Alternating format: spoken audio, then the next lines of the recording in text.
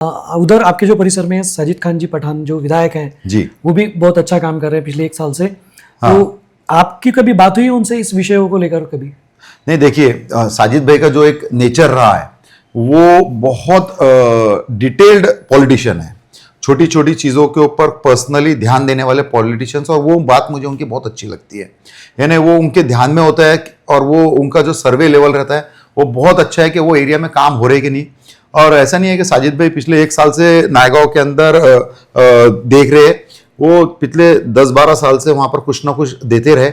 Main road भी अभी उन्होंने करवाए, कंपाउंड वॉल जो डंपिंग यार्ड का बहुत बड़ा मसला था वो सॉल्व करवाए, वहाँ की जो कंपाउंड वॉल की डंपिंग यार्ड की जो कंपाउंड वॉल थी वो सॉल्व करवाए। तो ऐसे बहुत सारी चीजें जो साजिद भाई ने महानगर पालिका में रहते रहते, भले ही वो वहाँ के वार्ड मेंबर नहीं थे मगर फिर भी उन्होंने वो हर चीज वहाँ पे करवा के लिए, ये मुझे पता है जी जी। और वहाँ के लोगों को भी पता है। रहा दूसरी बात ये है कि जिस तरह का जो काम हो रहा है अभी बहुत सारी चीजें डेवलप होने, हमारे उनसे डिस्कशन होते रहते हैं। बीच में एक डिस्कशन चल रहा था कि साजिद भाई वहाँ के लोगों को शादी के हॉल की जरूरत है।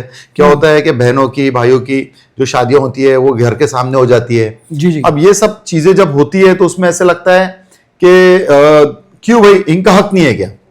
Eight the end they are also paying the property tax. जी जी। बराबर है, they are also paying the property tax, indirect tax they are paying.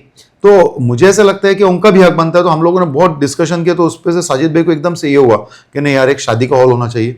बिल्कुल, उन्होंने बीच में अभी 50 लाख की निधि दी है और हम लोगों ने कल ही उसका भूमि पूजन किया है। तो हमको बड़ी खुशी है कि आने वाले 4-5 महीने के बाद में जो भी शादियां हमारी बहनों की, गरीब बहनों की और भाइयों की होंगी वो उस तरह की होंगी। और सिर्फ शादी का हॉल ही नहीं, अब इसके बाद में कोई छोटे मोटे प्रोग्राम्स लेने हैं, कुछ करना है आपको, कम्युनिटी डेवलपमेंट के लिए कुछ मीटिंग्स करनी है, तो आप वहां पर एक हॉल भी तैयार हो जाएगा। कुछ इमरजेंसी आती है, कोरोना जैसा एक पीरियड आ जाता है कि जहां पर कुछ भी नहीं होता है, तो आपके पास में एक हॉल अवेलेबल रहता है। तो ये चीजें मुझे बहुत, साजिद भाई का पूरे नायगांव के तरफ से हम लोगों ने शुक्रिया अदा भी किया है और मैं दिल से उनका शुक्रिया अदा करता हूं कि जो उन्होंने नायगांव का प्रॉब्लम समझ के वहां पर एक अच्छी निधि दी है, जिससे लोगों को काफी आसानी हो जाएगी आने वाले वक्त में।